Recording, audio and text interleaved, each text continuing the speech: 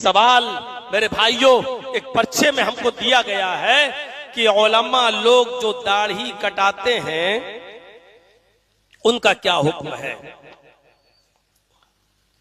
پوری تقریر سن لی اور اس کے باوجود یہ سوال کیا گیا ہے، اور میں یقین کے ساتھ کہہ سکتا ہوں کہ جس نے یہ سوال کیا ہے اس کو اچھی طریقے سے مسئلہ معلوم تھا،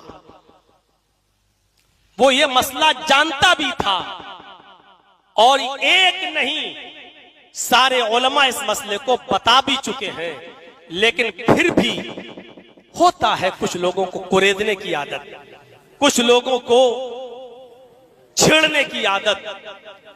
اللہ رب العالمین تمہیں ہدایت عطا فرمائے۔ اگر تمہیں معلوم تھا پھر بھی جان بوجھ کے پوچھ رہے ہو تو اللہ تمہیں کسی بھی عالم کو اسٹیج پر ننگا کرنے سے پرہیز کرنے کی توفیق عطا فرمائے اور اسلام کی صحیح جانکاری تمہیں عطا فرمائے۔ اور اگر تمہیں نہیں معلوم تھا اور جاننا چاہتے تھے اور صرف تم جاننا چاہتے تھے تو یہ مسئلہ کسی سے تنہائی میں بھی پوچھ سکتے تھے۔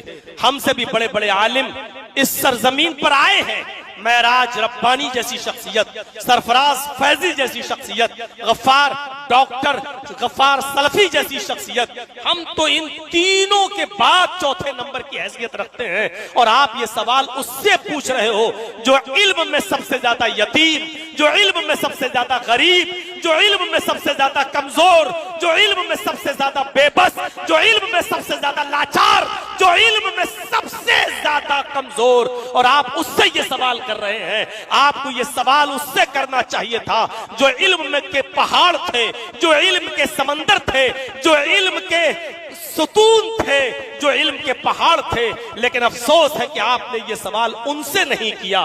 رات کے 3 بجے یہ پرچی ہم تک آئی ہے۔ اللہ رب العالمین تمہیں عقل سلیم عطا فرمائے۔ داڑھی کا کاٹنا، داڑھی میں کینچی لگانا، داڑھی کو چھوٹا کرنا، یہ سب عبث ہے، حرام ہے، ناجائز ہے۔ اگر کوئی کرتا ہے تو یہ اس کا ذاتی عمل ہے۔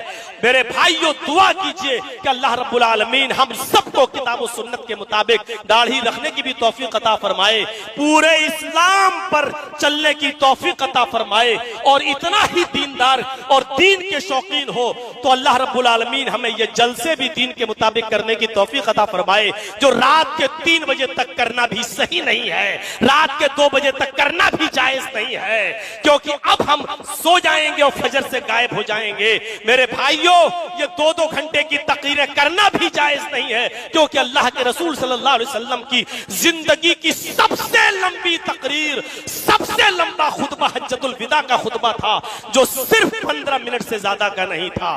اسلام تقریروں سے نہیں پھیلا، اسلام میرے بھائیوں لمبی چوڑی تقریریں اور لمبے چوڑے بھاشنوں سے نہیں پھیلا۔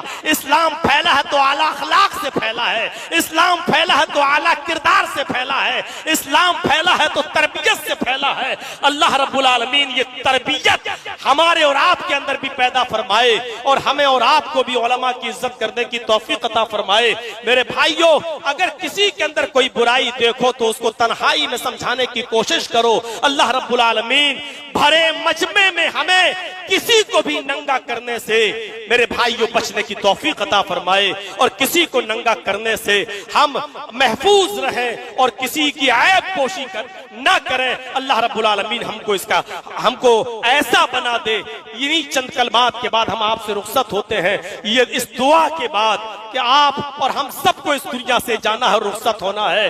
آپ نے اپنے بچوں کو بہت پڑھایا لکھایا، اچھی تعلیم دی، لیکن ایمانداری کے ساتھ بتانا کیا آپ نے اپنے بچوں کو وہ دعائیں بھی یاد کرائیں کہ آپ کے انتقال کے بعد آپ کا بیٹا آپ کی قبر پر کھڑا ہو کر یہ دعا کر سکے کہ اللہم انا ھذا فی ذمتک وہب لی جوارک، اے اللہ یہ میرا باپ ہے جو اس قبر کے اندر دفن ہے، یہ تیرے ذمہ ہے، تیرے سپرد ہو چکا ہے، فقہی من فتنۃ القبر وعذاب النار، اللہ میرے باپ کو قبر کے فتنے سے اور عذاب قبر سے محفوظ فرما۔ اللہ وانت اہل الوفاء والحق، تو وفا والا ہے اور حق والا ہے. فاغفر لہو وارحمہ انک انت الغفور الرحیم. اے اللہ تو میرے باپ کی مغفرت فرما دے. اے اللہ تو ان پر رحم فرما. اے اللہ تو بخشنے والا ہے, تو رحم کرنے والا ہے, بہت زیادہ بخشنے. آپ نے یہ دعا سکھلائی ہے, یہ دعائیں تو سب کر لیتے ہیں. اللہ میرے باپ کی مغفرت فرما دے, اللہ میرے باپ کو بخش دے. یہ تو وہ دعا ہے جو آپ اپنے منہ سے کر رہے ہیں, اور ہم نے جو دعا پڑھی ہے وہ دعا ہے جو جناب محمد رسول اللہ نے سکھلائی ہے. ہمارے نبی جب پیشاب اور پائخانے کرنے تک کا طریقہ بتلا رہے ہوں تو کیا یہ دعا نہیں بتائیں گے کہ اپنے باپ کی قبر پر جا کر کیا دعا پڑھو؟ مسجد میں جاتے ہو تو کیا دعا پڑھو اپنے باپ کے لیے؟ کیا وہ نبی نے یہ نہیں بتایا ہوگا؟ میرے بھائیو, قبر کے پاس کھڑے ہو کر یہ دعا پڑھو, اللہم ھذا عبدک وابن عامتک احتاج الی رحمتک. اے اللہ یہ تیرا بندہ ہے, اے اللہ تیری کنیز کا بیٹا ہے, احتاج الی رحمتک, تیری رحمت کا محتاج ہو چکا ہے, تیری رحمت کا محتاج ہو چکا ہے. وانت غنی عن عذابہ, اے اللہ تو عذاب دینے پر بھی قادر ہے اور عذاب نہ دینے پر بھی قادر ہے. اے اللہ تو بے نیاز ہے اس بات سے. ان کان محسنا فزد فی احسانہ, اے اللہ اگر میرا باپ دنیا میں نیک تھا تو اس کی نیکیوں میں اضافہ فرما. وان کان مسیئا فتجاوز عن سیئاتہ, اے اللہ دنیا میں خطا کار تھا, گناہ گار تھا تو اس کے گناہوں کو معاف فرما دے, اس کے گناہوں کو بخش دے. کیا یہ دعا یاد ہے آپ کو؟ کیا اپنے باپ کی قبر کے پاس کھڑے ہو کر یہ پڑھ سکتے ہو؟